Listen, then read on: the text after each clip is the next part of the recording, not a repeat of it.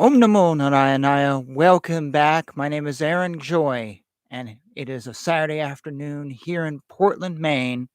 Another live stream where we talk about current events and religion. Before we go any farther, though, Om Bhava Savaha Tat Savitr Varenyam Bhago Di Mahidyo Yonaf Prachodayat.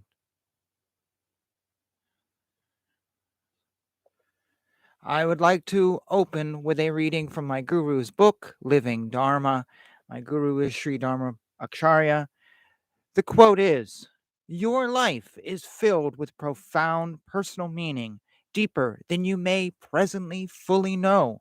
You were meant from the very moment of your own birth to know intimately the happiness, contentment, peace, and bliss that naturally radiate from yourself. You are a child born of overflowing spiritual nectar, born of God's love, and who is destined to taste the sweet bliss of spirit yet again." Mm. That's what I try to do here. We're all seekers, we're all lovers of God, or maybe we're not, but we're all trying to learn about ourselves and the world, and we should do it together, is my belief, and support each other. So if you're watching live, feel free to chat. The chat window is open, as far as I know it is, unless there's a problem with it.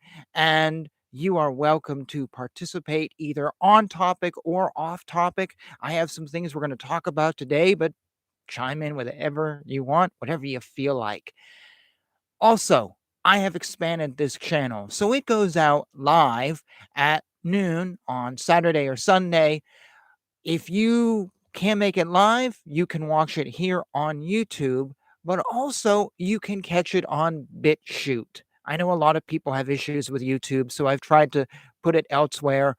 And just today, I expanded to Anchor Podcasts. So you can watch this on Spotify.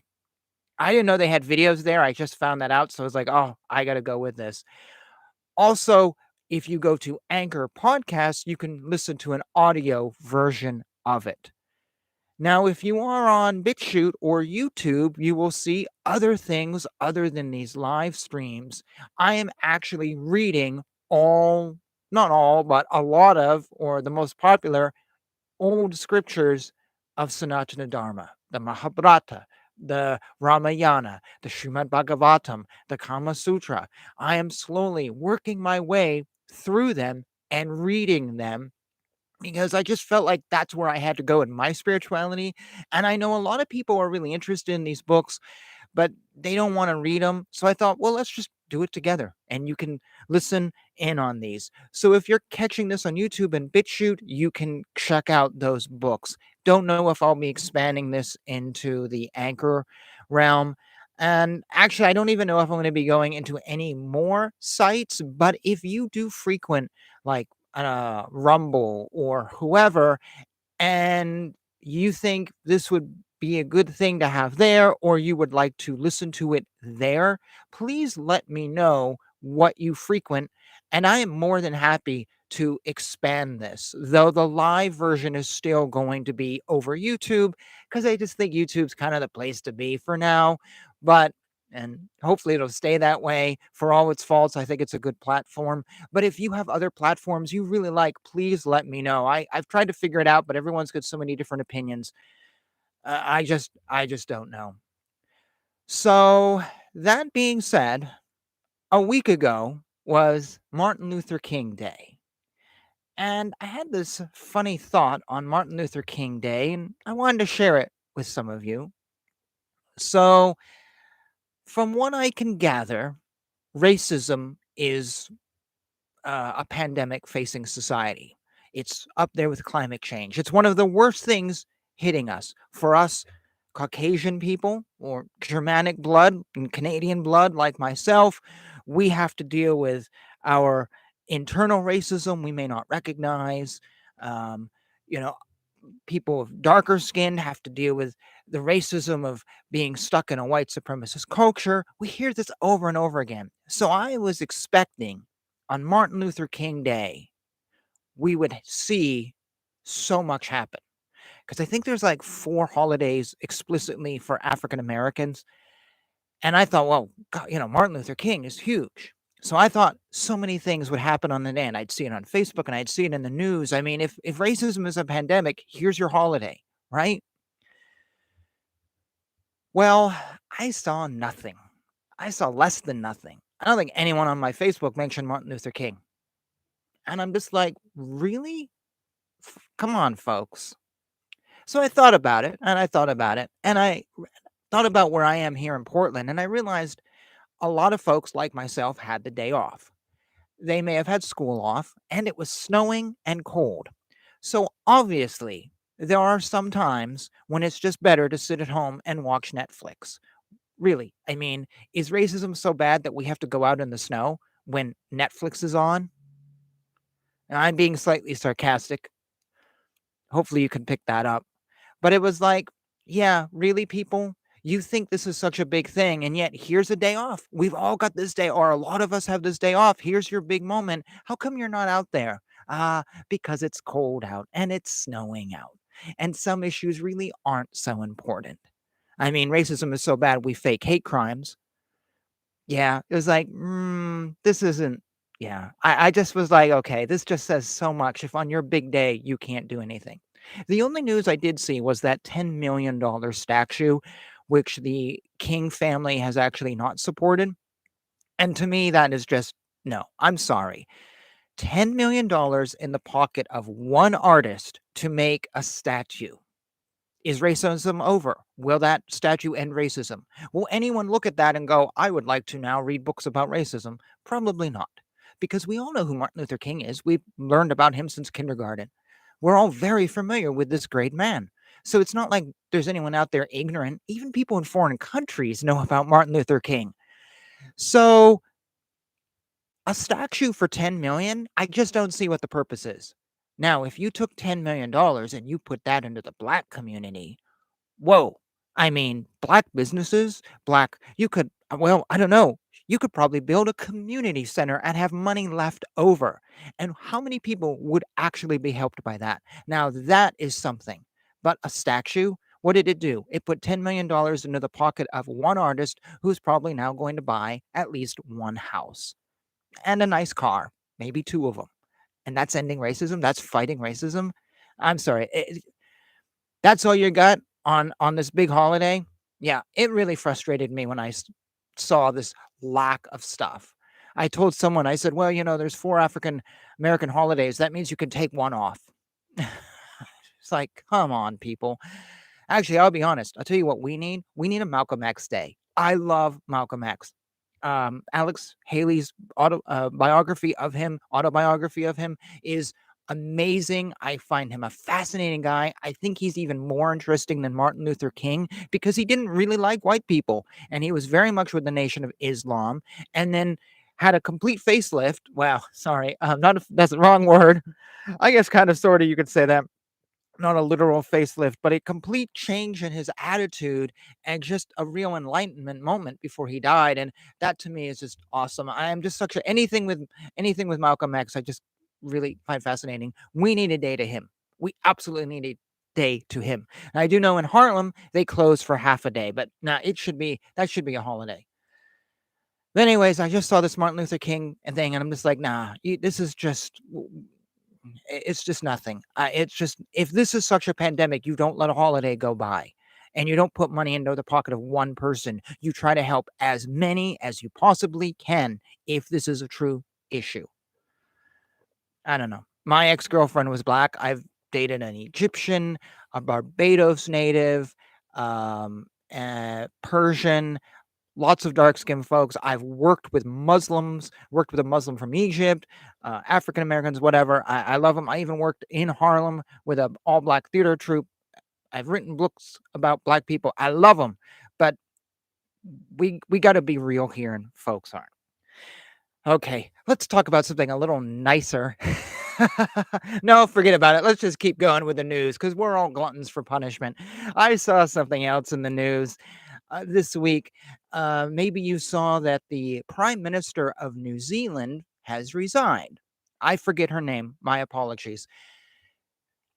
During the last few years, when the world has been put on its head, she made friends and she made enemies. You know what I mean? I'm not saying it because YouTube censorship, whatever, but you know where the world has been. It's January 21st, 2023. I don't have to remind you what we've all gone through. And, anyways, this news report I was watching quoted some things from her, and it quoted one line that I actually remembered. She said, paraphrasing, that you should believe her and her government as they were going to be the source of the truth and the source of all the information that you needed to survive the changes that were going on in the world. And I watched that again and I'm looking at that going, face palm. It's a face palm moment. So let's say it's a Sunday morning and you're sitting at home watching cable TV. Does anyone have cable anymore? But you're watching cable TV and you come across a televangelist. And a televangelist is up there spouting whatever, speaking in tongues, wearing a fancy suit in a big auditorium.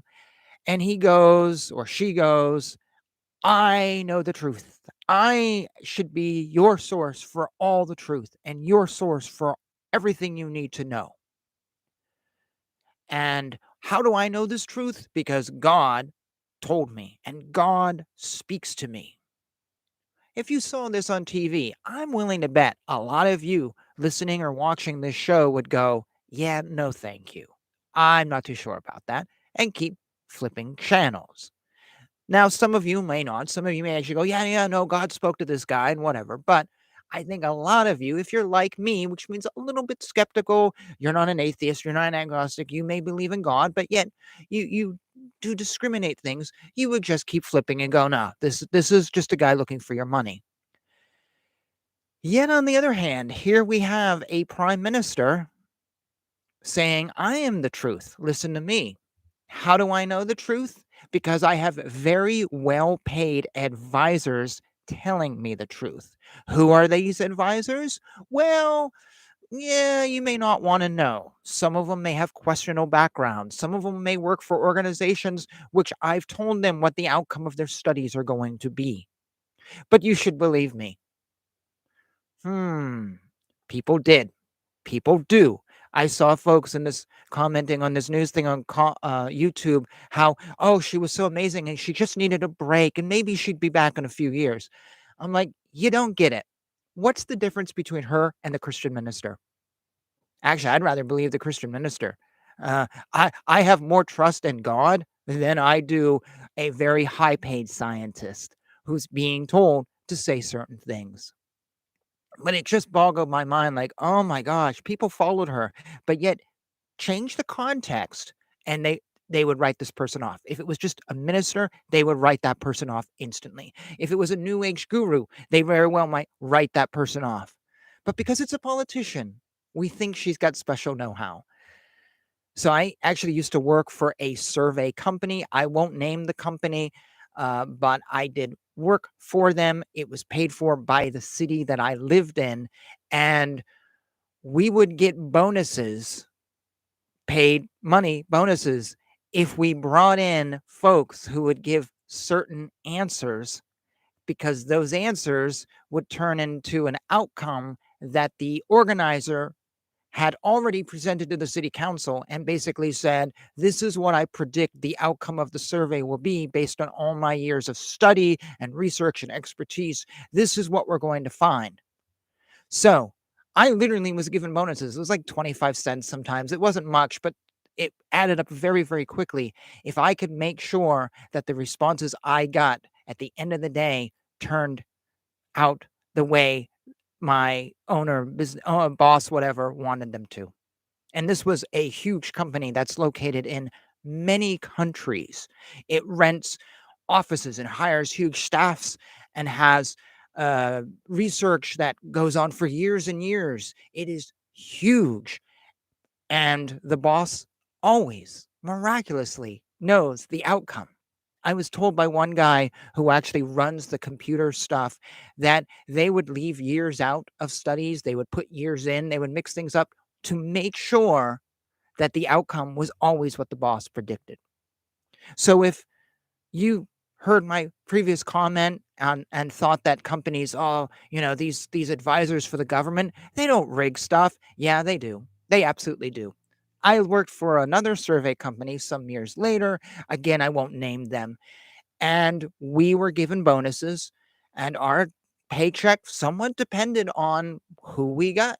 If they said we needed more Republicans, we'd get more Republicans. How did we do that? Well, I call someone up and it turns out to be an old woman. And I go, well, how old are you? Oh, I'm not giving my age. Oh, okay, then you must be older. So I think to my head, an older woman is more likely to be conservative. So there we go. We got a Republican. And then you'd say that, oh, so you're Republican. Oh, I'm not telling you. Oh, okay, that's fine. And then you'd hear like, oh, well, I don't want to do this survey. And she'd hang up. Oh, so I have now a Republican who had no comment. Ba-ba-da-da. I get my bonus because they wanted Republicans. That's how we would do it. And we would rack in hundreds of dollars. So that's two companies. Plus, I have a sociology background. That was my major. So, my major and my undergrad. And I remember my stats professor day one, she goes, I'm going to teach you how to lie. That's what we do. So I base my statement not on QAnon theories or a meme I saw, my own experience rigging surveys for cities. And those cities should be embarrassed with what I know. I'm not just saying things, I'm saying things based on my own information. So this prime minister, she's leaving, and it's just like, oh my gosh. Oh my gosh. It's a crazy world we live in. It is truly a crazy world. We're not celebrating Martin Luther King, but racism is bad. We believe a minister, but yet, well, we don't believe a minister, but we believe a politician, but really neither one of them have so much to say that's so amazing. That is verifiable. I don't know. Did any of you also see the crazy news out there about the guy being kicked out of the mall with the Jesus Saves t-shirt? There's a link down below. So this guy, maybe it was in the Mall of America, and he had this t-shirt that Jesus Saves, and a security guy was asking him to either take the t-shirt off or leave, or maybe be escorted out, because he supposedly was doing religious soliciting. And the security guy goes, no, we don't allow religious soliciting in the mall. And and this guy's like, I'm just wearing a t-shirt. It just says, I'm not even talking to people. I'm going shopping. I'm not doing anything. Oh, no, that's religious soliciting. Just having the words on your shirt. Oh my gosh. That gave me such a headache seeing that. I'm like, that is not good. But it's also hypocritical. So we know how it's hypocritical. I know all of you listening are intelligent people. I don't have to tell you how it's hypocritical, because if a Muslim had something from the Quran written on his t-shirt, do you think he'd be stopped for religious soliciting? Absolutely not.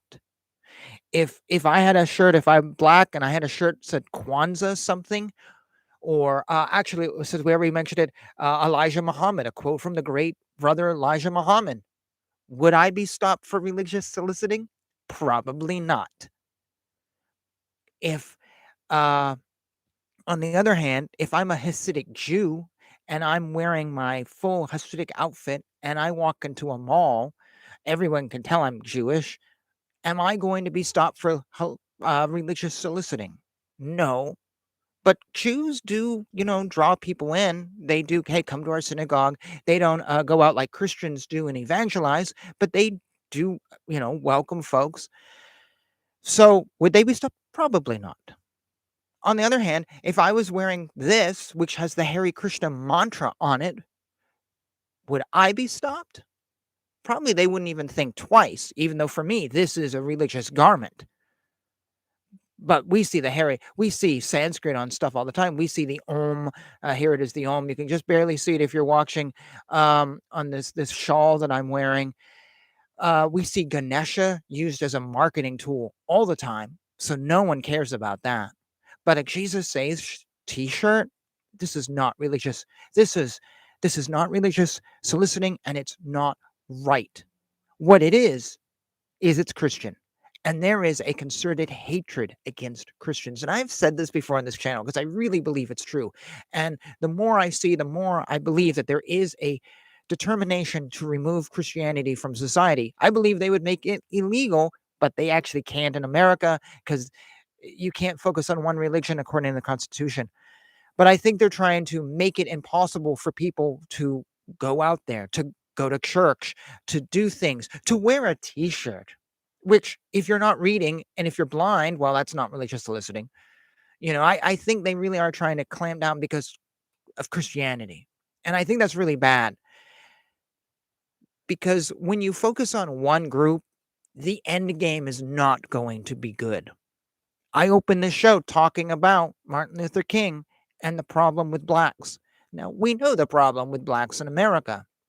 I don't have to go into it, but in essence, it was a situation of one group putting down another group, one group preventing another group from living and expressing themselves.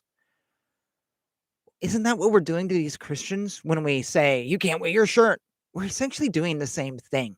And how did that work for the slaves 150 years ago? It didn't work out really well. And how's it working out for African Americans today? They're still suffering. They're still suffering. Well, if we hurt these Christians, we're not really going to make things better at the end of the day. We're just now turning on another, instead of slaves, we're just turning on another group. And that's not going to end well. I truly believe we need to all be equal in this world. Because if we're not, things don't turn out well. And you can look at any country in history where one group oppressed another. It doesn't matter if it's a religious oppression, a cult, race thing, or whatever. It never turns out well. Something always is bad.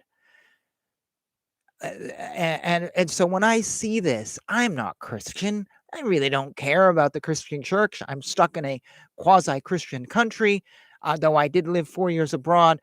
But I don't want to see anybody pushed down like this. I don't want to see anybody pushed down like this.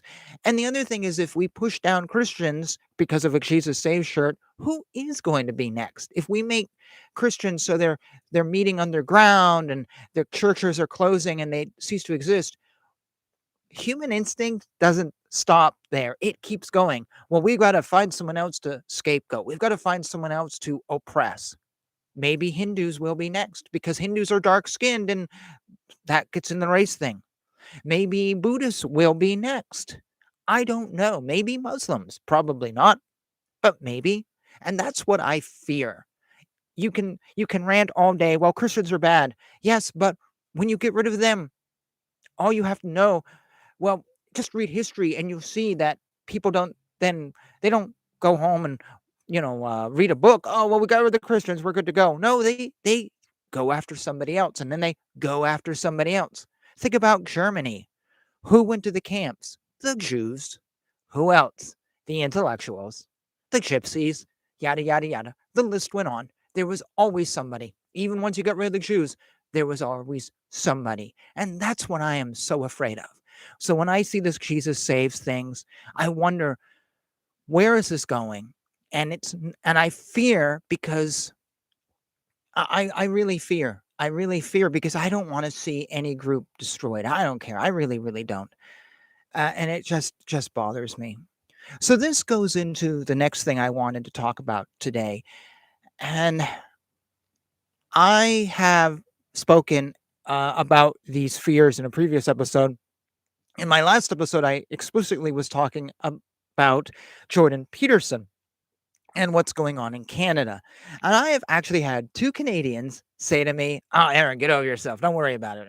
Nothing's wrong. Life is wonderful in Canada." I literally had one say to me that us Americans, we're all messed up, but Canada, life is perfect. Everything is great. And I just went, "I am so sorry for you.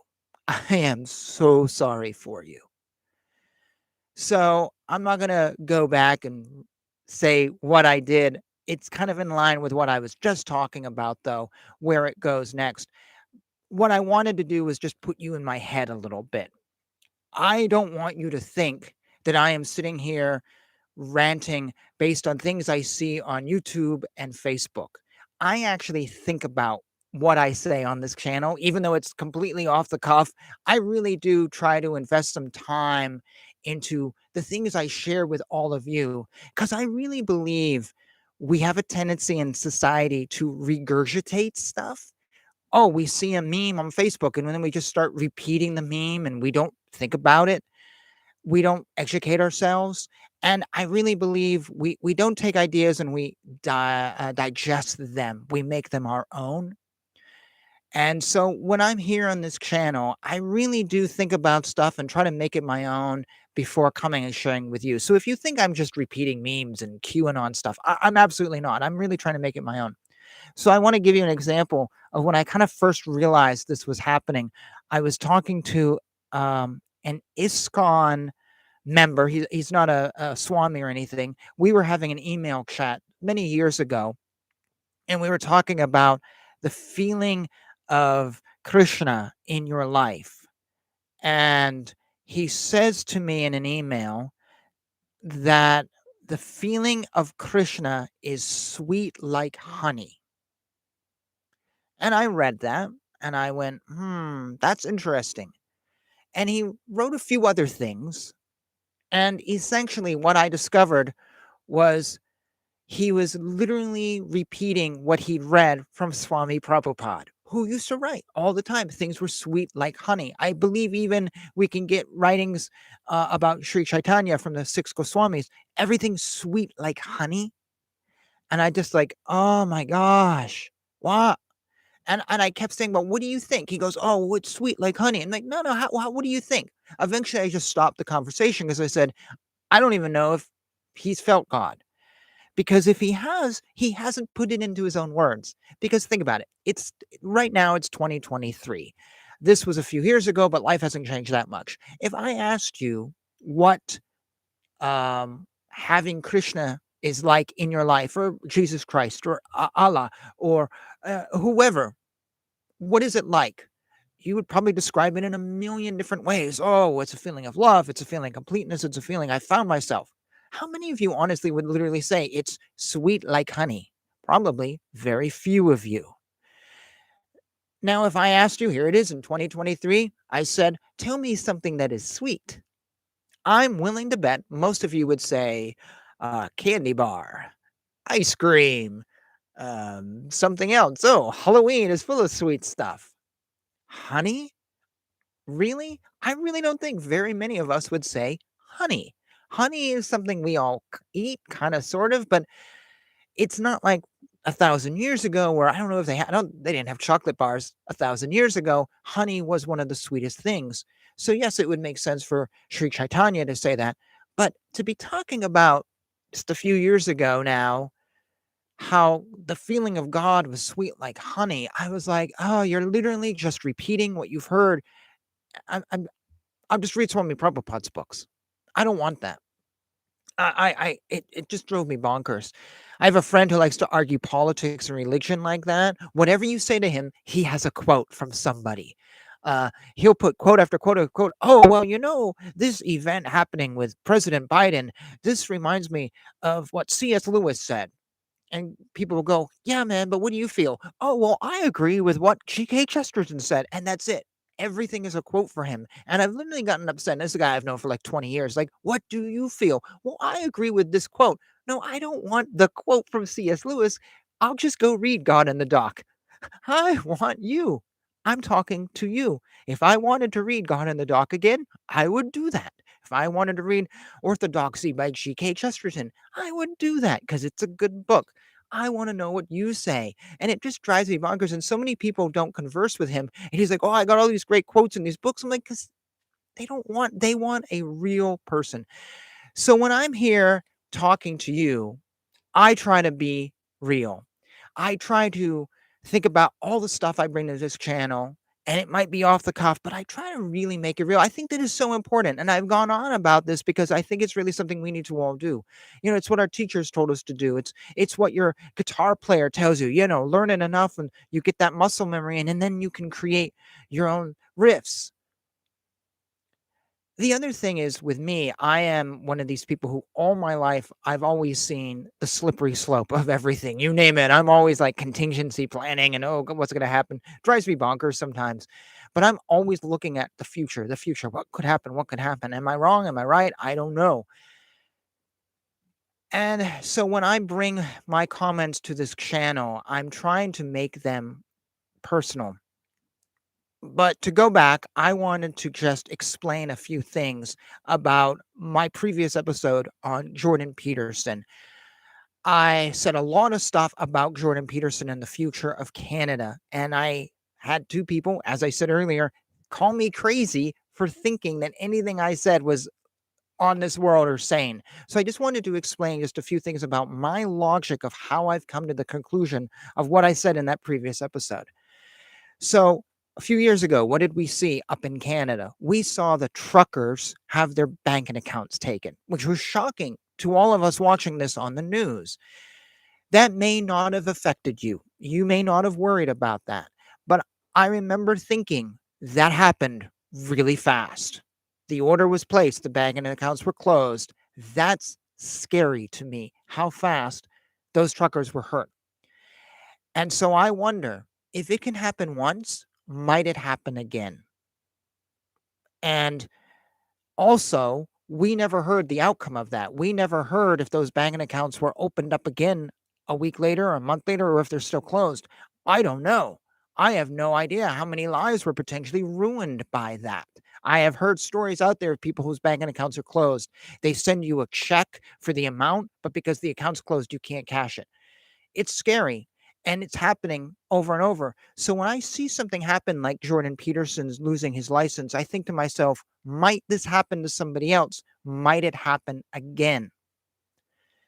Also, I think of Jordan Peterson and I look, as I said, about the slippery slope. Where are we going tomorrow? I'm always thinking about the slippery slope.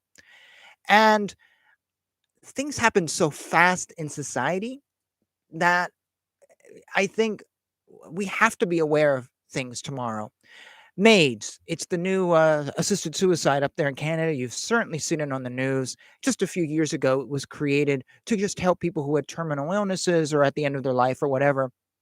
If you've been paying attention to this topic, and I've been listening to a lot of stuff on it, within like 5 years, it went, or however many years it has existed, it has literally gone from being something to help people who are old and ill to it is now something that I think they're trying to make it so what is it, 13 or 16 years old is now the cutoff limit. So if you're 16 years old and you're feeling depressed, you can go and get some suicide done without your parents' permission.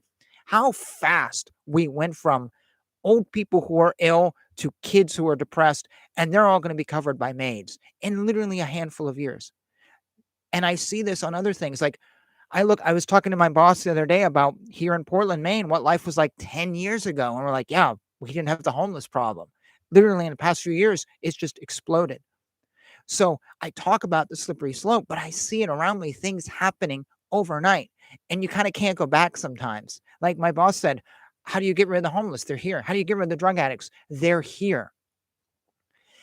The other thing is I'm talking about issues that may not affect me, may not affect you, but that doesn't mean they won't someday. That's a real key. I think a lot of people really aren't empathetic. They're like, yeah, I'm whatever. I'm immune from this problem. I'm immune from maids. Well, wait till you get old. The two people who spoke to me haven't been to a doctor in a while, but wait till they go to a doctor. I know one doesn't have a lot of money. What happens when he's in that situation and the doctor goes, well, we can kill you? Is he then going to go, well, wait a minute, I thought I was immune from this? But, empathy, that's the word. Also, I truly believe that if they do this in one country, they may do it in another. I truly believe there is people out there looking at each other like, hey, why don't you do this over there in England to test the idea out? And then we'll do it in Australia. I really, really believe that. So, I had someone I was chatting on a forum for Maine, and they're like, why are you talking about Australia? I'm like, because it might happen here. It really might happen here. So, the other thing is, we live in the Kali Yuga, because I got to bring this back to religion. We live in the Kali Yuga, and if you know about what the Hindu texts say, they predicted that this would be a dark time. It's going to last for a long time. This is not the end of the world. Jesus is not coming. None of that stuff. Armageddon is not here tomorrow. We have thousands of years ahead of us. But if you know the predictions for the Kali Yuga, they predicted so much, or it has been predicted, those texts have predicted so much that seem to be coming true. It's scary almost, because life is dark and life is tough. And it's like, I believe those texts when they say this was going to be a dark time, and it's turning out that way. And it is said in the text, things are only going to get darker and darker and darker. So, when I'm predicting a slippery slope of something happening, it's because the Kali Yuga said it would. It said it would, and we're seeing it happen. There's also one more point, is I believe that a lot of what we're fighting for in society is being led by big money. Follow the money. Always follow the money. And I think you'll realize that a lot of things we're fighting for aren't really going to get there at the end, but someone's going to profit. Hopefully, what I've just said to you kind of, I wanted to explain myself. I don't know if I've done it very well here. I'm trying not to ramble too much, but I wanted to at least demonstrate that I've given some thought to some things, or at least if I have this idea, I'm coming at it from, it's concept of slippery slope. It's the concept of this. It's the money trade. It's all these things put together that lead me to this deduction. I'm literally not repeating a meme I saw on Facebook. Oh, Canada's bad. That's it. I have a friend who does that, and he literally just repeats whatever you should repeat as a patriot conservative. He just does it. There's no thought process there. There's no intellectualism there. It's just, oh, this is it. This is it. Well, what do you feel about that? Oh, well, it's bad. Why is it bad? Oh, I don't know. And when you ask him a question that is outside of that realm, he literally is like clueless. Like, so what do you think of the city council? Oh, it's fine. Really? You don't have any issues with it? Yeah, I guess it works. What do you think of abortion? Oh, well, the Bible says blah, blah, blah, blah. I don't want to be like that. I'm not like that. If you're coming here, I do my research, and if I don't have my research for something, I'm postponing a topic to another episode. There is actually something I wanted to talk about today, and I didn't have the information that I felt would give me a firm standing. So hopefully that makes sense where I'm coming from. Also gives you a little bit insight into who I am. So let me take a drink right now. You can't see it some of you can't see it. My brand new cat dad mug got from my parents recently. We got a cat dad and cat mom. Sometimes there's a cat sleeping behind me if you should be watching this, but none today, but you may have heard them scratching a little while ago in this video. So I want to spend the rest of our time together talking about some weird experiences I had, some spiritual experiences. We're going to move on from social stuff. I completely promise. We're not going to deal with it anymore. I want to talk about some spiritual stuff that happened to me. And I don't share this stuff that often anymore, but I wanted to just put it all out there. And I'm making a request of any of you listening. I want you to tell me your thoughts. Is what I'm saying explainable by something very logical? Please do. Is what I'm saying just pure coincidence? Please let me know. Did I tap into some mystical, spiritual, godlike entity? Please let me know. Am I conversing with the devil? Well, I don't believe in the devil, but feel free to suggest it anyways. I'm sharing this stuff because I am naturally a skeptic. I come at everything skeptical, even the things I believe in. And I wanted to share these stories to feedback because all my life, or since these things happened, I've always wondered, God, was there something here or did I miss something? So I'm going to be completely upfront and completely honest and tell all the details of these things that happened to me. And so you have everything and you can feed back like, oh yeah, that was weird, Aaron. You have something that was weird, or no, you don't. Here's an explanation. So I want to describe some um, miracles that I witnessed in my life. And these aren't things I read about. These are actual people that I know and folks I hung out with and actual, in my own house, things which were right there that I witnessed. And they all kind of revolve around my very short time as a devotee of Adi Da Samraj. Before I go into that, though, I want to mention a few things that I saw when I was involved in the Christian church for a few years. And I didn't see a lot.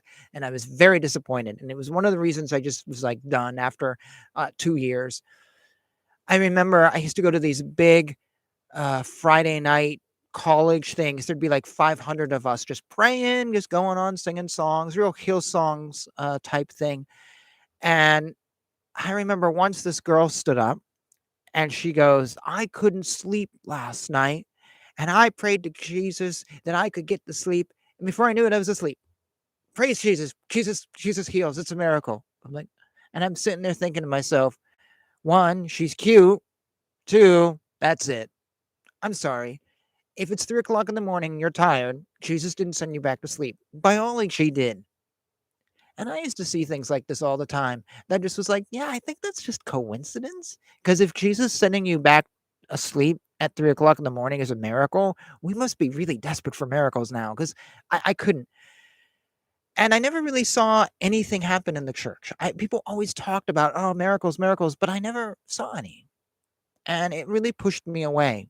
It was it was kind of odd.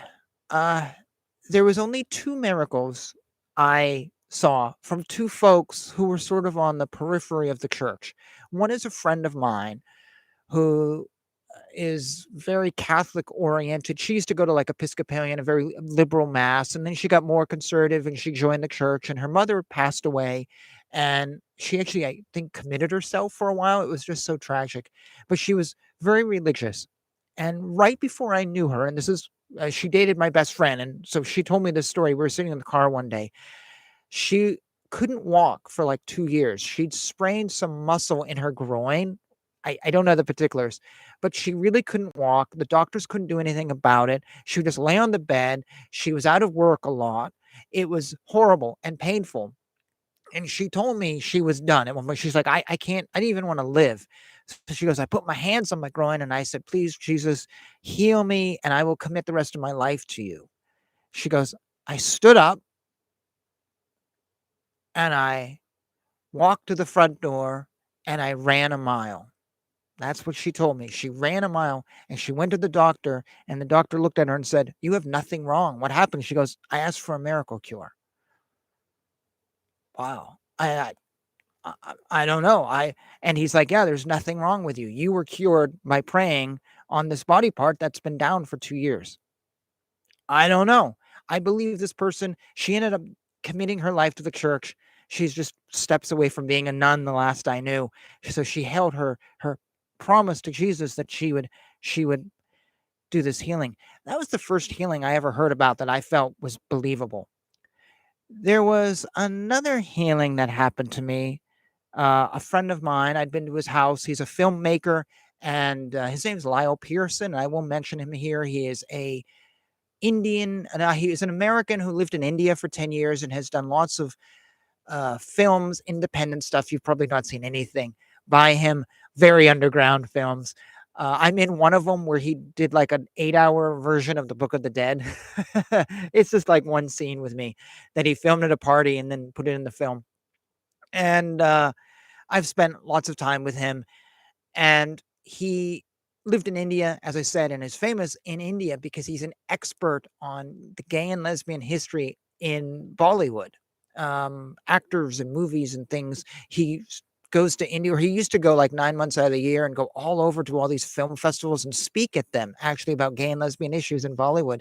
And I know he wanted to put a book out at one point, and he writes articles about this. And I don't know what he's doing now. I know he's in the Seattle area, but this is Lyle Pearson. He's actually really famous, very smart guy. When it comes to India, the guy's like unbelievable. He had prostate cancer. I don't know, God, 15 years ago now, maybe 20. And he wrote about it in a blog. That's why I'm mentioning it here. And his blog was very vivid. Oh my goodness. Way more vivid than I would have preferred, but he put everything out there, what the doctor said, then the test results and the whole thing. And the doctor said, we're not going to operate. You're older. We're not too sure about this, but we have medicine. And from what I remember, Lyle said, nope, you're not going to do a thing. I'm going to go and do my own thing, and then I'll come back to you in a couple months and you can test me. But no knives, no drugs, no chemo, no nothing. And the doctor was like, okay, fine, but please come back in 6 months. Yeah, I'm really worried about you. So Lyle went, prayed to, um, was it Mother Mary? I'm trying to remember this now. I should have hunted for the blog before I recorded. Mother Mary and Krishna or somebody prayed to those gods and drank red wine and ate tomatoes. And that was it. 6 months later, went to the doctor. The doctor looked at him and went, you don't have cancer anymore. Not just do you not have cancer, but you have no sign of ever having had prostate cancer. Literally, he prayed, drank these foods. He goes, I prayed every day to Mother Mary, and I prayed every day. I want to say Krishna or Shiva, maybe. And that was it. That was all I did. Completely healed. This was 20 years ago. And last I knew, never came back. He had some heart issues a few years ago. That was it. So this is, and this is a guy I really know. So those are the two miracle healings that I have seen at the time I was in the Christian church when both of these happened. Are they real? Do you think they're real? I can't give you medical details. So you may say to me, well, your first friend, it may not have been anything big, and she might have been able to run, whatever. I don't know. The second one, I could probably look up Lyle's blog if it still exists, and you could read it yourself and come back to me with like, yeah, to have something come back with nothing in the results. I don't know. It always struck me as interesting. Lyle is not a Christian. He is sort of Buddhist, Hindu, whatever. My other friend is very hardcore Christian. Those are the only two people I ever knew who talked about actual having miracles happen to them. And this is before I got into Hinduism. So this was all the experience I had. The next time I saw miracles occur were to me in my life after I discovered Adi Da Samraj. And these were really weird. So I'm just going to go through the list of things that happened to me. So I read his mummery book. Previous to that, I read The Promised God Man Is Here. This was like maybe 3 weeks. Sorry, siren going by. I'll pause here and let it go by. And this is with windows closed. My apologies. So I only knew about Adi Da for 3 weeks firsthand. I'd read about him on a blog about 2 months earlier or something, and that was it. I didn't know anything about him. I read The Mummery and just was like, this is an amazing novel. I totally loved it. And I was inspired to write, and I really wasn't doing that much writing. So I sat down on my computer and I just started writing. Literally, I just started writing. It was this woman doing a striptease and people were watching her. And I wrote this 4-page thing. And I went, okay, I don't know what just happened to me. The next day I sat down, opened up my computer, opened up the document, and then started writing some more. And within a few months, about 3-4 months, I had written a little novella, whatever. I don't really remember writing it. And I wouldn't plan it out. I wouldn't think about it. Actually, I would just sit down. I wouldn't read what I had done before. I wouldn't edit. I just sat down and would write, blah, blah, blah, and it would come out of me. And then I moved and I ended up the last few chapters. I was very aware of what I was writing because months later and I'd forgotten and I did edit it. So it felt like it was sort of automatic writing, kind of, sort of, because I really would just sit and write for a half hour or an hour. And then at one point I'd be done and I would have no knowledge of what I had done for a half hour. It would be like if I did this live stream and 5 minutes after it finished, you said, "What did you just do for the last hour?" I'm like, I have no idea. It was like that. What was interesting was all the words, the sentences, the whole thing were completely different than anything I had ever written about before, and in styles that I had never written about before, or in ways that I had never written about, excuse me. My writing was so completely different in this book, and the book is called Da Eyes, the Striptease. You can actually find it on my website. I believe that book completely changed me. I believe the book brought me to a new level of writing. I was never able to imitate that style of writing again, but it was really wild. I really believe that for a few months, Adi Da was working through me and created this little story. I don't know, maybe not. Maybe it was just super inspiration, but it was inspiration like I had never experienced previously. I was just enthralled by Adi Da, and I was just like, I'm just gonna write this story, and I just, yeah, it was unbelievable what had happened. I'd never experienced that. Writing had always been kind of forced for me, but now I was writing, and after I finished, I felt free. I literally just felt free, as a writer, to do anything and say anything. Is that a miracle? I don't know. That's why I say it's probably more inspiration. Now, to back up a little bit, I said I'd only known about Adi Da for a few weeks. Well, I had discovered Adi Da. I've mentioned this in a previous episode. On his website, I read some things and I submitted my name on this website, going, "Oh, I read your essay. I'll download something you've got." And I was called by a devotee. And I kind of told the story in an earlier podcast. This devotee was about 7 hours away. I was living in Japan. He was the only Adi Da devotee in all of Japan. He had tried to bring someone else in. The person was like, not interested. He calls me up or writes me an email, I forget now, going, in about a month, I'm moving um, to your area. I'm going to be 20 minutes away from you with my girlfriend. I've got a new job. I've been up here in Tokyo for years and years and years, and it just suddenly happened. This job appeared in Kobe, uh, which was, 2 stops from my house on the train. It was nothing. I worked in Kobe. And he goes, "Yeah, I'm going to be down there. You want to meet?" I'm like, "Yeah, sure."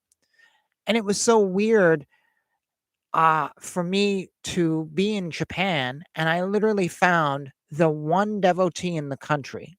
Maybe that wouldn't be so weird, but he was moving 20 minutes from my house from 7 hours away after like being in the country for like 12 years. All of a sudden, he was moving near me, and I thought that was so weird. Like, I've got to meet this guy because this is just like, when does this happen that you write for information and they're like, "Oh yeah, I'm going to be near you." And I actually thought he was deliberately moving to be near me, but he wasn't. It was pure coincidence. But it was just really, really weird to have that happen. And funny enough, he actually taught children. He taught English to kindergartners, which is what I did. And so I was able to hook him up because later he moved and I could hook him up with our program, which helped him with some job stuff later. But it was so weird to me to just have that instant connection with somebody who was going to be right there. I just, I don't know. It was odd. And then he gave me the Mummery. He gave me the Promised God Man is Here. And from that, I ended up writing my book, Da Eyes. So it was this few months where I really felt like I had tapped into something. Again, it may be coincidence. It may be nothing. It just might be, oh, whatever. Your timing was the thing. This isn't really a miracle. So some years passed by. Ended up moving back to America. I ended up moving to Manhattan. I'd say about 3 years had gone by. And I had this roommate whose family, whose parents lived in Jersey, and my roommate's mother was dying. She was an invalid. She was in bed. She was just totally out of it. My roommate's father was taking care of her, and it was wearing him down horribly. And his mother, I'll just say Madre, I'll continue the story calling her by what we called her. She would look at me and not even know who I was. She would look at her son, my roommate, not even know who he was. one time she said to her husband, "Oh, can you go and get my husband?" I mean, she was just totally out of it. She was sick. She couldn't move. She would scream and cry and do all sorts of things. I had hair like really, really long. I was working in a record store, and just total rock and roll guy at the time. She used to call me Noah. She couldn't remember who I was, but she was like, Noah, Noah. It was interesting. She used to say to me, "Can you tell my mother I'm coming? I'm okay and I'm going to be there." And it was very lucid. She was like, she'd be mumbling about canned soup that she ate 3 years earlier. And then she'd look at me, she goes, "Noah, tell my mother. And I remember this." And it was like, blah, blah, blah. I was like, wow. And I turned to my roommate going, "She mentioned this event." He's like, "Oh yeah, that was something that actually happened to us. It was very strange." Anyways, I felt so sorry for her that I decided to bless her with Adi Da. And I had officially become a devotee at this point. So she had this little teddy bear. Let me see if I've got something here. There's my excuse me. Things are falling over. My little pink elephant, little stuffed elephant here. For those who can't see, I've just picked up a little pink elephant that's I can she's maybe the size of half a shoebox. And it's just a so you think of a little stuffed animal that's about can fit in easily half a shoebox. And Madre had a little stuffed bear that was about this size, and the bear had this little sweater on. So I had talked to my roommate and I said, "Look, I have a little Murti photo. It's a wallet sized photo of Adi Da. He's standing in this photo with a cane that he used to carry. And I am going to slip this photo into the sweater of this little bear who looks up on the from the dresser down on Madre, and hopefully Adida will bless her." And I said, "Don't tell your father this is here. Don't tell Madre this is here. I'm going to slip it in when your father's out of the room." And and my friend's like, "Well, why are you doing that?" He goes, "I'm going to slip it under the sweater because I want the picture facing Madre, but I don't want your father to find the picture and throw it out." He probably thought I was weird anyways. So I was just like, "I'm going to hide it. And then if things get really bad and we go back to the house, I'll just take it out of the little bear. Maybe someone will find it someday because this bear, it's not going anywhere." So I did that. I had this little photo. I brought it in. I stuck it underneath the sweater of the bear. My friend even asked me, he goes, "Did you do it?" And I said, "Yeah." He goes, "Wow, I didn't even notice." I said, "Yeah, it was when you were all outside the room," which was fine. So if you know the history of Adi Da Samraj, you know that his birth name is Franklin Jones. So about 2 weeks went by, and we get a phone call from my roommate's father, who had a question for us. He wanted to know if me or my roommate knew anyone named Frank. And I'm like, "Maybe. I don't know, but I might know a Frank. I'd have to think about it. I don't know anyone right now." And I'm like, Why do you want to know?" And he goes, "Madre keeps talking about Frank. And since you guys left that afternoon, she hasn't stopped talking. Frank, Frank, Frank. Frank is visiting. Frank is here. Got to talk to Frank. Does my son and Noah, no, actually, she knew my name at this point. She was recalling Aaron, whatever. Frank, Frank, Frank." It was very, very weird. Maybe it was coincidence. About a month later, we went over to Jersey and went back and visited Madre, and my roommate's father was just totally out of it. He was really out of it. And we're sitting in the kitchen with him and he goes, "Oh my gosh, I don't know what's wrong with her. She won't stop talking about Frank. She told me she had a dream, and that's why I wanted you guys to come over here, because she really had this dream just the other night where she used to be at her old job. She worked at a hospital, and Frank was on the line," she told me. And in the dream, Frank calls her up on the phone, and her coworker says, "You want to talk to Frank?" And he goes, "It's driving me crazy. Who is this Frank thing? Who is this Frank guy?" So we went in, and my roommate and I were sitting there going, "Hey, Madre, what's going on? You're talking to Frank." And she goes, "Yeah, Frank's here." Really? Where is he? He's at the foot of the bed. Oh, Frank's at the foot of the bed, you say. Well, what's Frank look like? Oh, he's older. Okay.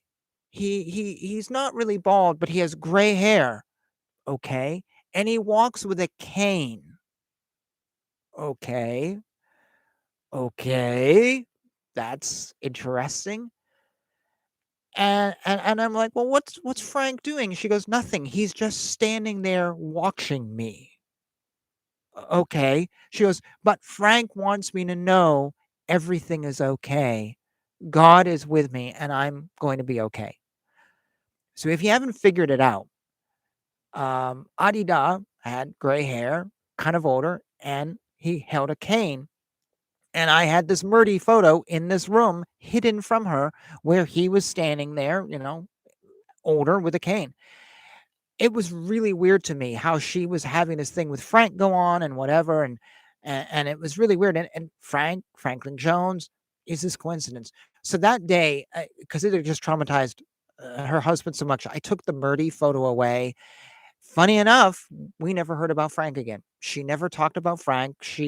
We asked her later, "What about Frank?" "Oh, he's not here anymore. He left." "Oh, really?" "Yep, yep, but it's okay. I feel good." So you tell me, is this a miracle sighting? What happened? I mean, nobody knew this was here except for my friend. He didn't even think I'd put it in the room at that point, but yet she knew all about Frank. She knew about a guy with a cane who was just standing there saying everything was going to be okay. Uh, is this some weird sighting of Franklin Jones? It freaked me out for the longest time.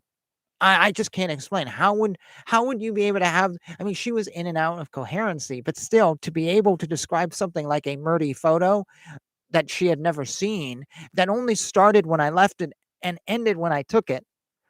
I mean, that I just I don't know. I really don't know to this day.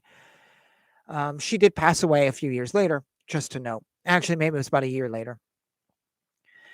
So I want to go back in time to when I first became a devotee of Adi Da. I was at well, not when I became a devotee, when I took my vow to Adi Da. And maybe sometime on this channel, I'll describe that vow, and I've got it tucked away someplace, and I'll share what it was like, or what I read, or whatever. If you're interested, what a eternal vow to a guru is like, which I don't believe in now. Uh, but it was a weekend retreat. I don't know. There was maybe 50, 60 of us who had come all around New England, and we were up in the uh New York. Was it New York? I think we were in somewhere upstate. Yeah, it was upstate New York. Somewhere. I don't remember where, I never knew. Wyndham. There was a woman and her husband who owned a farm. They were Satya Sai Baba followers and used to rent it out to spiritual groups and whatever groups. And it was a huge farm. Her husband's passed away. He was really nice. He was an artist. We talked a lot, and she would make all the meals for us, and we'd all sleep in the bedrooms. It was just amazing. So I don't remember, just some Wyndham retreat that was just unbelievable. She may not even be alive anymore. He was an author and kind of kept to himself, but him and I kind of bonded. Uh, anyways, while we were there, I took my vow, and I only took it with other vowed devotees. So the ones who were not vowed devotees weren't in this. They were staying in the big house while me and the devotees were in this little, it was like a little shack or storage place that had been converted into this wonderful little wooden temple on the yard. And we had a big Murdy photo, and we would meet in that temple throughout the day. But when I took my vow, there was only like 30 out of the 60 people who were there. And there was me and this guy. He was taking the 2C vow, and I was the 3C vow. So we would both read part of this vow together. And then he would have a part he would read, and then we'd finish together, and we'd sign, and we'd bow, and we'd do some offerings during this vow ceremony. So anyways, I'm sitting there on the ground, Indian style, with this vow in front of me. There's like 30 people behind me. My fellow Adi Da devotee is sitting next to me with his vow. There's the guy who's kind of organizing this whole thing. And in front of us is this huge murti photo of Adi Da. It was like 4 feet by something, just a huge picture, lots of flowers in this little cabin, the door was closed, whatever. And that was the situation. And it was very strange. I'm sitting there reading this vow, and it was pages and pages, and I'm sitting there reading it. And the next thing I knew, we were done. And we bowed, whatever, and signed off and whatever. And then at the end of it, I turned to the guy organizing it and I said, "I'm sorry." He goes, "For what?" I messed up. He goes, "What do you mean you messed up?" I said, "I didn't read my vow." He goes, "Yeah, you did. What are you talking about?" Well, this is what happened to me. At one point, reading this vow, which I had actually read before I had it, I'd brought it with me. So I'd already seen it because we'd gone over it, me and other devotees, before I took it. I'm reading it, and the next thing I know, I'm having an out of body experience. And I am not in that room. Well, I'm in the room, but I am not there. I am not reading that vow. I am literally looking through the eyes of the Murti photo. Now, the Murti photo was Adi Da sitting down with his legs outstretched so you could see his feet, looking out at the room, his hands in his laps, or maybe by his side, I forget.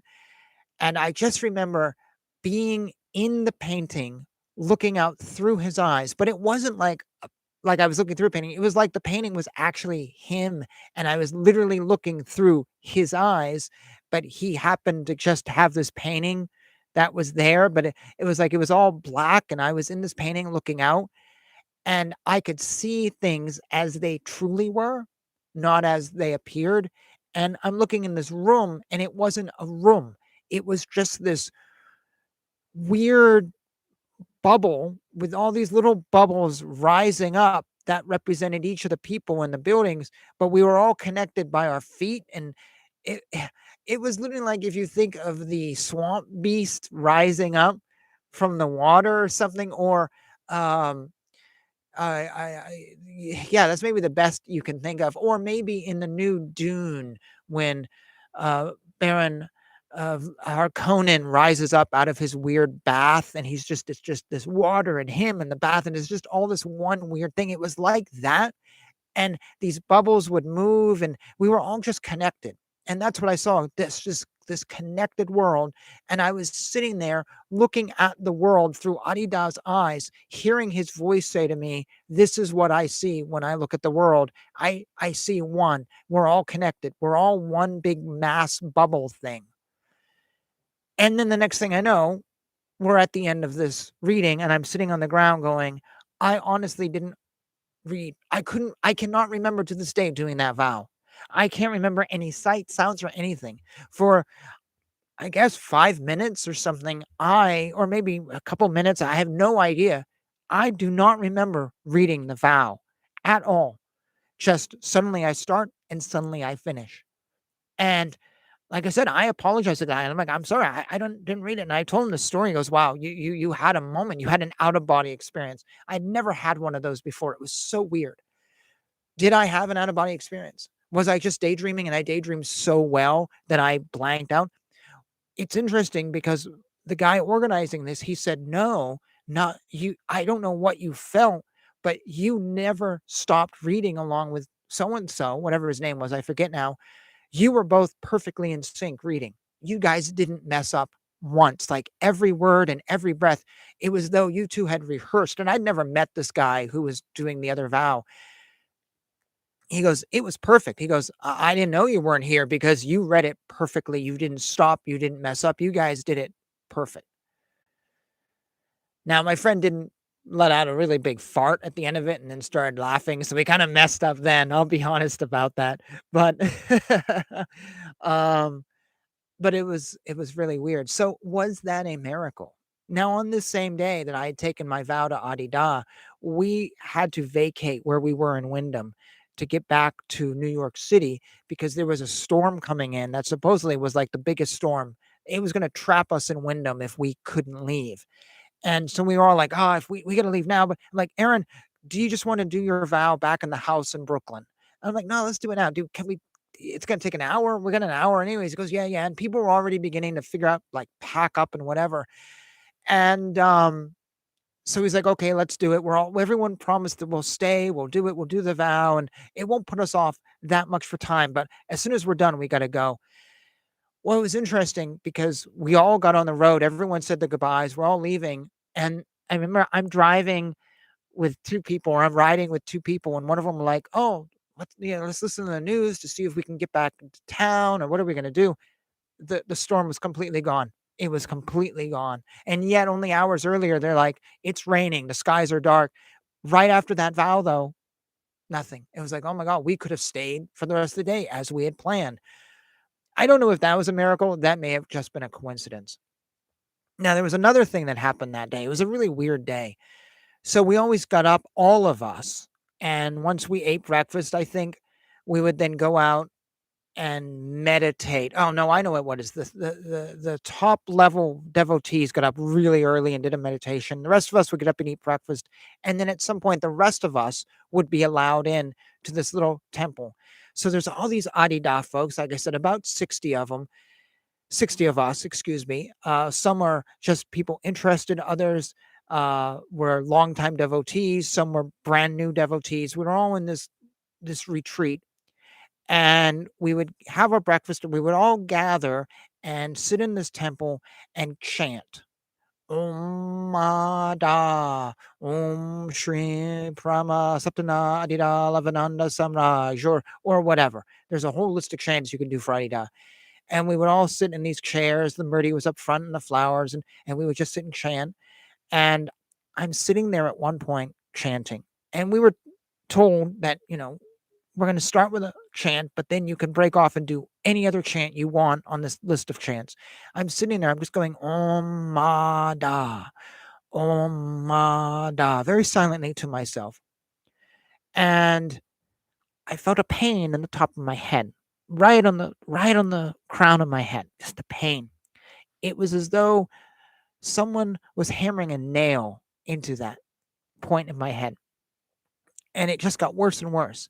And it kind of spread, and it got really bad. And I'm sitting there going, oh man, oh God, did I eat something? Whatever. Oh shit. Am I going to get a migraine? What's going on? This is so weird. I don't want to ruin the day. I've got my, you know, I'm gonna become a devotee in a few hours. Oh no. And I'm sitting there, and the pain got down to my eyes, and it felt like literally someone was jackhammering a nail straight down in the middle of my head. Very weird pain. I have a history of migraines. I get bad migraines. This was not a migraine. This was not like anything I get or have ever gotten. Eventually, the roof of my mouth started to hurt, and it hurt, and it hurt. It hurt so bad. It literally felt like, how the roof of your mouth is curved. It felt like at any minute, the whole thing was going to just break right apart, and I was going to be bleeding. It just went on, and I'm literally trying to chant with this pain that went straight down, right down to the top of the roof of my mouth. Literally, I was waiting for something to break in my mouth. It was so bad, and I just like, oh my God. And that was it. No other feelings, no nothing. It was a sunny day out. Everyone else was chanting. Nothing was going on. I was just sitting there. Oh, no, no. I just was like, I think at one point I had to stop chanting to just breathe because it was so hard. And then they brought the chanting to an end, and the pain vanished. Boom, just like that. It was gone. I never felt it again. I've never felt it before, since, or after, whatever. I relayed this to someone later in the day, and he goes, oh, that's like Shaktipat. That's like the energy coming down. Particularly the fact that it went down behind your eyes and the roof of your mouth. That's like, or Shaktipat or Kundalini, something. That was what you were feeling. Like Adi Da was with you that moment. He was here in this room. What do you think? Was that a strange miracle thing, strange experience happening to me? This and the other stories. What do you think so far? Have I been rambling here telling stuff about my life that's crazy? Or is there anything here that is more than coincidence that actually was something? Now, of course, I'm saying all this about Adi Da and sort of saying like, okay, now Adi Da should be the guy you follow, which is something I don't say. I actually do not encourage following him for many reasons based on my own experience. If you want to read his stuff, that's fine. Go ahead. But I am not a devotee for some very, very important reasons that actually have more to do with the organization than him. I don't think he's that bad, but I take him with some grain of salt is where I'm at. I'm not really trying to endorse Adida. It's just that under him, I had these things happen to me. Now, after I left Adida, and this is my last story, I went and spent 9 months at the Ramakrishna Vivekananda Center, or one of them in Manhattan, where I would go like 4 or 5 days a week and just meditate. I would sit for 45 minutes or so of meditation. There may be 6 of us, there might be 20 of us, and then there'd be some singing and chanting afterwards, and then I'd go home. And twice a week, there was a Dharma talk by the resident Swami, who was an old man who's passed away, who could not hear a single thing. His English was bad and his hearing was gone. It was a little embarrassing, but everyone was very nice to him. And there was a few people I saw regularly. I never really made any friends, but I wasn't working, so I used to go all the time. Now, previous to going, God, I'd been in New York for 4 years. I'd been suffering from nightmares, really bad nightmares. I'd had them before I moved to New York. I was living with my parents in Washington State. I had them when I got to New York, living with a roommate who I'd known in high school. I had them again with this other roommate whose mother passed away. I had all these nightmares, and they would happen almost nightly. I would see people I know die. My parents would die. Everyone would die. I would die. It was horrible. I would wake up screaming. I would wake up sweating to death. I've woken up with that feeling of falling. I've woken up, and the thing I see is my parents waving as a wave drowns them, or their car falls over a bridge. It was mind-numbingly it was really bad for years and years and years, and I kind of just swallowed it and dealt with it. Sometimes I would wake up and I would get into the shower and the dream would keep going. Like, I didn't know if the shower was the dream, because I would just see I'm in this dream and I'm doing something, and yet there's this weird shower. I couldn't wake up. And it was very weird. I'd say 1 or 2 nights of the week I didn't have a dream like this, but it was bad.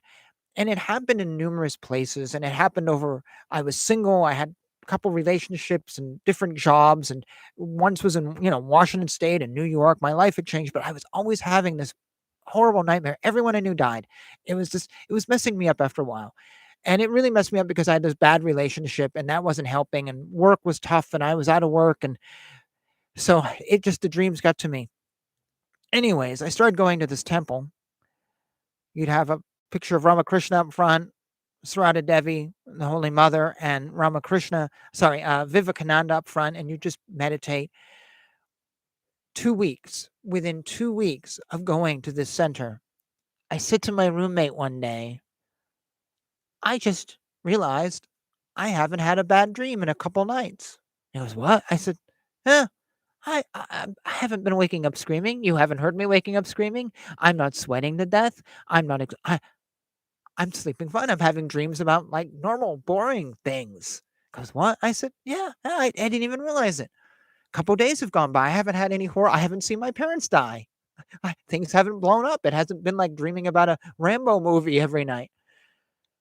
And then I sort of paid attention to it. A little more time went by, and I never had the dreams. The dreams completely vanished. I had no more nightmares. I did occasionally, maybe once or twice a month, would have something that was scary, but I never had these murderous, horrible nightmares.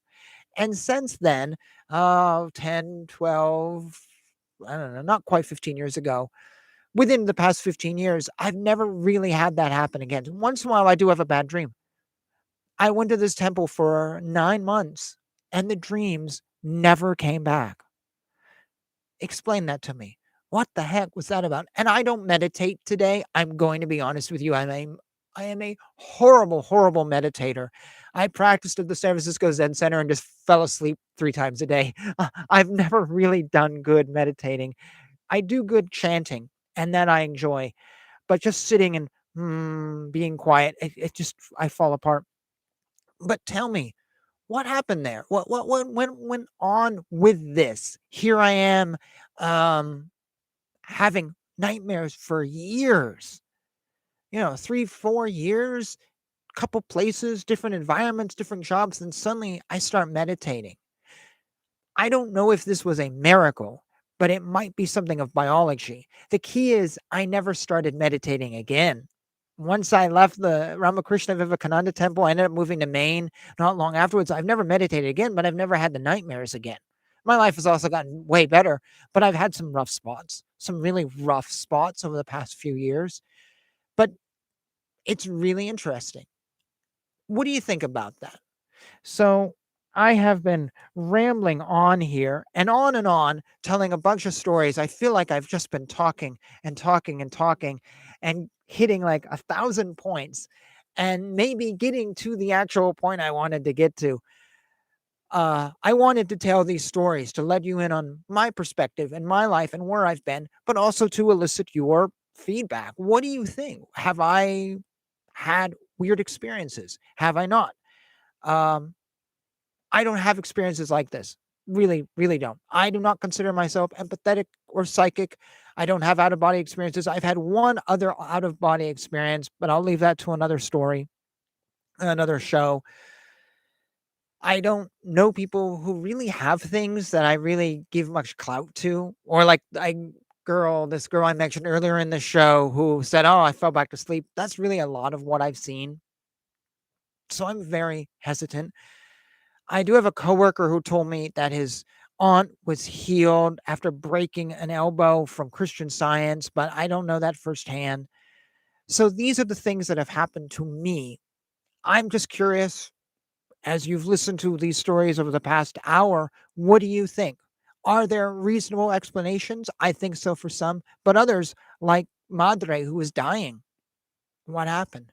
Or this thing going down through my head. What happened? What do you think happened? I am completely open. I won't be insulted either way. I'm very curious.